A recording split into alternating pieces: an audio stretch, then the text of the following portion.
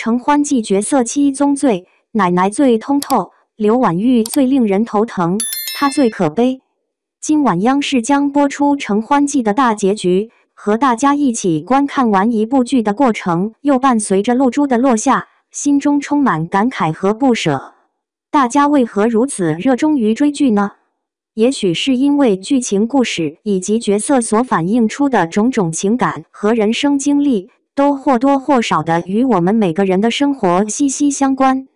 承欢记自首播以来，一直备受瞩目，剧集的热度和讨论度持续走高。观众们热议最多的，便是剧中刘婉玉和麦承欢之间的母女关系，而饰演麦承欢的杨紫也成为了最受瞩目和喜爱的角色之一。截至4月25日，在腾讯视频平台上，角色麦承欢已经引起了超过1亿次的关注，成为该平台目前播放期间热度值最高的角色。杨紫，一位出生于90年代的演员，已经成为90后当中热播剧数量最多、角色热度值最高且最受欢迎的代表之一。她在《长相思道》《承欢记》等作品中，无论是古装剧还是都市剧，都展现了出色的表现，成功的扮演了各种角色。我追看《承欢记》的时候，是从头看到尾的，对剧中的角色已经了如指掌。现在，让我来谈谈《承欢记》中给我印象最深刻的7个角色，说一说《承欢记》角色的7宗罪。最睿智通透的角色，奶奶陈淑贞。奶奶在剧中扮演的角色，堪称是最富有洞察力和智慧的，也是观众们喜爱的人物之一。在麦承欢追求事业和感情的旅途上，奶奶是他坚实的向导，而对于姚志明的情感与人生，奶奶则是那盏指引明灯。在麦承欢陷入对他与辛嘉亮这位富二代男友的关系，以及辛家人对他的挑剔和刁难之间的困惑时，他的奶奶用诚挚的语气对他说，无论是结婚还是不结婚，将来你都可能会后悔，后悔也是你的权利，但你必须清楚自己真正想要什么。母亲俯首接受了辛家的财富后，麦承欢最终果断地与辛嘉亮提出了分手，决心一去不回头。这不仅源于麦承欢外柔内刚的个性，还有奶奶的指导不可或缺。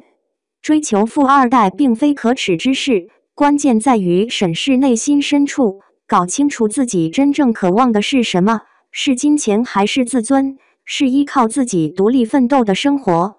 奶奶一直都在教导麦承欢要坚持独立，因为只有拥有独立性，才能使人拥有更广泛的选择权。这种独立不仅涵盖了思想情感上的独立，还包括经济上的独立，可以说他们相互促进。奶奶提醒承欢，一个人应当具备独立自立的品质，但在必要时刻，也应懂得接受他人的支持。奶奶活了一辈子都保持着清醒而独立的生活态度，她在生命的最后阶段也同样表现得从容和淡定。对承欢，她表达了这样的信念：人生注定是孤独的旅程，从出生起就是独行者，到最后也要独自告别这个世界。人类经历生离死别时所承受的痛苦是最深刻的，然而在人生旅途中，不断的面对离别已成常态，从告别校园到告别同窗，从告别亲人到告别友谊，从告别青春到告别时光，最终也将与整个世界告别。犹如向日葵一般，麦承欢金黄灿烂的生长，始终追随着阳光的方向。他对事业充满进取心，不断追求进步，对家庭责任心强，努力做出好女儿的模范，对朋友真诚相待，面对困难义不容辞，对爱人体贴关怀，给予无尽的温暖和鼓励，陪伴他走出困境。当姚志明被突然出现的不称职的父亲气得心情阴沉时，麦承欢就像一颗明亮的太阳，通过开导和逗乐他，迅速驱散了他的忧郁情绪。姚志明的情绪在他渣爹逐渐改观后突然遭遇车祸离世时陷入了深深的悲伤。是麦承欢的爱与温暖，以及麦家人对他的照顾，让他很快从悲伤中走出，积极地融入了麦家这个充满欢乐的大家庭。麦承欢虽然善良，但并不缺乏坚强的一面。他既温顺，又并非毫无原则地向母亲低头。多年的与母亲的相处，让麦承欢渐渐蜕变成为一个成熟的人。他不仅以积极包容的态度面对挑战，而且以日益坚定的内心去塑造自己。这种转变最终感染了他的母亲，带来了彼此的改变和共同的进步。麦承欢曾是母亲心目中的乖乖女，后来却与母亲频频发生争执，最终二人互相理解、支持。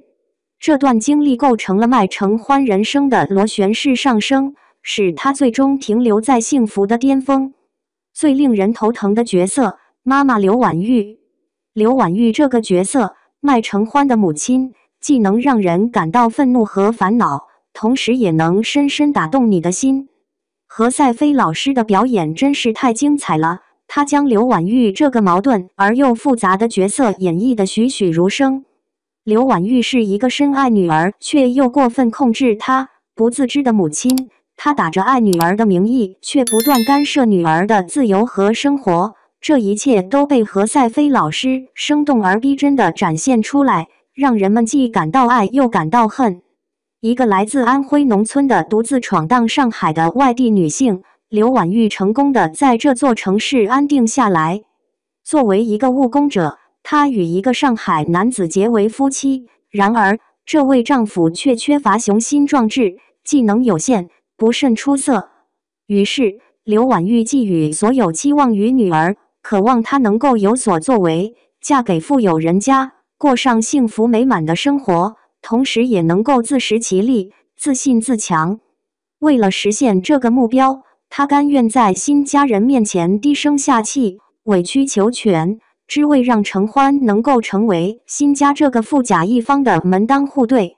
刘婉玉最生气的时候，是在插手干涉麦承欢和新家亮感情及婚姻的那几集剧情里。刘婉玉当众扇了女儿一个耳光，这标志着她与女儿的关系开始降温。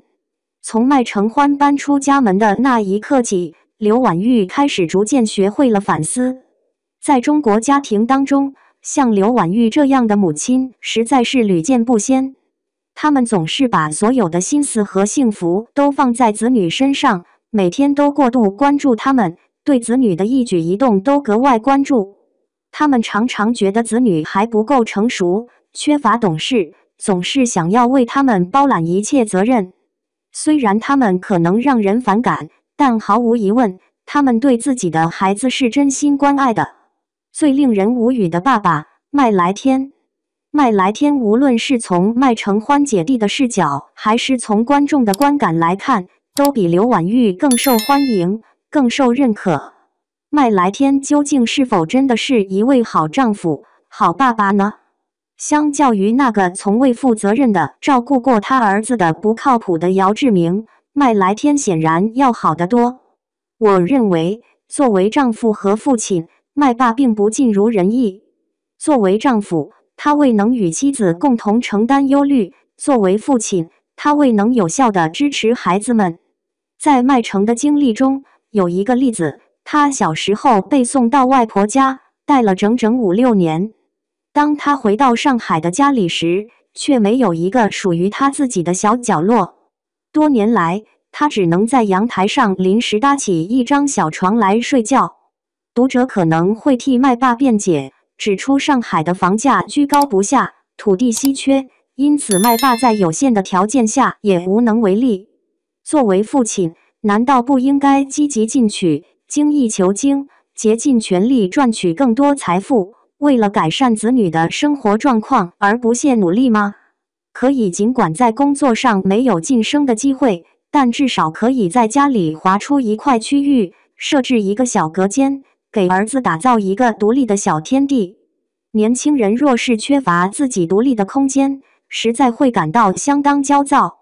尽管麦爸麦妈重视女儿这一点很值得肯定，但不能因此忽视他们的儿子，过分偏袒女儿。往往，在一个唠叨焦虑的妻子的背后，站立着一个丈夫，他常常选择不采取行动，倾向于妥协，表现出过分善良的特点。这位麦来天就是那种心地善良的老实人，因此奶奶在她的遗言中留下了对这个继子的话，话语中含有对麦来天的不满和无奈的调侃。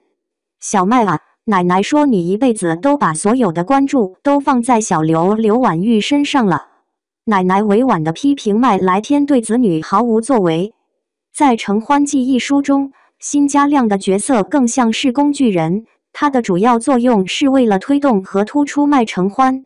辛嘉亮这个人物，就其本身而言，并不引人反感，甚至可以说，以他在富二代中的表现来评价，他已经算是相当不错的青年了。在处理与麦承欢关系时，辛嘉亮犯下了2个严重错误，其一是隐瞒了自己富二代的身份，不该欺骗麦承欢；其二是缺乏担当，任由他那愚蠢的姐姐操控。然而，辛嘉亮对麦承欢的感情纯粹是一种深挚的爱，他渴望与麦承欢真诚地共度婚姻生活。作为男二，辛嘉亮无奈成为了牺牲品。若他是男主角，剧情发展必然是他经历挫折后的成长，最终和麦承欢和好，展现出责任感和决断力。传言富不过3代，然而辛家却在第2代便走向了衰落。他是该剧中最令人不快、最低俗的角色，惯于拉拢上位，踩压下层，习惯攀附权贵，宁愿选择与自己不受欢迎的丈夫和家庭相伴，以维持生活品质不受影响。他心中充满了金钱的渴望，日复一日，生活在金钱的迷雾之中。他本身并没有太多能耐，除了依赖父亲和丈夫外，甚至最终还企图依靠麦承欢来维护辛家的财产。他的生活方式如此奢华，让人怀疑他是否有能力保住他父亲的财富。最悲哀的妻子和母亲角色，辛志山的妻子陈德京。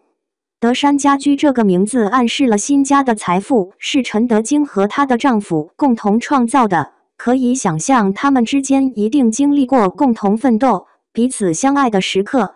然而，当事业蒸蒸日上，家庭财务充裕之后，陈德京选择退出了家族企业，回到家中专心当起了全职太太和母亲。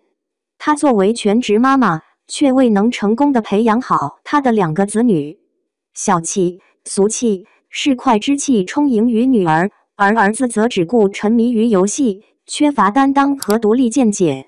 她毫不知情的情况下，丈夫在外面和另一个女人保持着婚外情。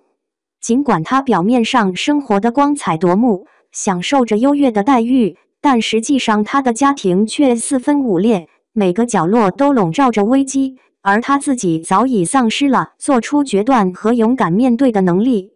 因此，陈德京的生平经历向女性们发出了警示。当剧情刚开始时，辛嘉亮对麦承欢说出"我养你"的那番话时，麦承欢的反驳值得所有女性深思和铭记。这句话听起来似乎很感人，但仔细思考后却暴露出了不少问题。